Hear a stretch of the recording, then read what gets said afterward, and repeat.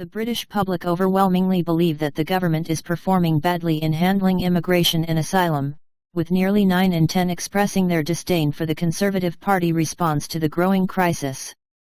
As nearly 40,000 illegal aliens have crossed the English Channel in small people-smuggler-operated boats from the beaches of France since the start of the year, a poll from YouGov has found that 87% of the public believe the government's handling of immigration has been bad.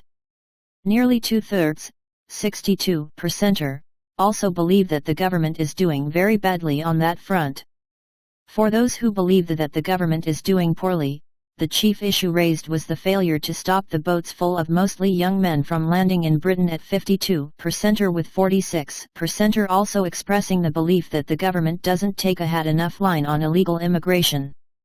The recent spate of scandals surrounding overflowing migrant holding centres over recent weeks has seen the issue come to front of mind for many more Britons, with the polling agency finding that immigration and asylum is now one of the most important issues for 37% of the public, up from 24% from just last week. Over 4 in 10 also said that they felt the Conservative government has been allowing too much immigration overall. While the number of people who believed the overall level of immigration has been either good or bad for the country was evenly split in August at 29% on both sides, the sentiment that it has been bad has increased to 33% while positive fell to 23%. Though opponents of mass migration are often castigated as racists or xenophobes, the polling found that the British public holds dramatically different views on the different types of migration.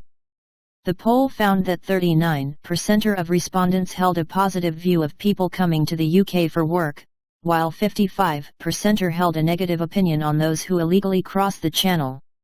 Unsurprisingly, negative opinions on illegal migration differed by political orientation, with 85% of Conservatives disapproving of illegal migrants, compared to just 33% of Labour Party voters. While Prime Minister Sunak had vowed during the summer leadership campaign to replace Boris Johnson that he would put an end to the Channel migrant crisis within 100 days of taking office, it appears that this will likely meet the same fate as many of Sunak's other pledges to the public, abandoned and unfulfilled.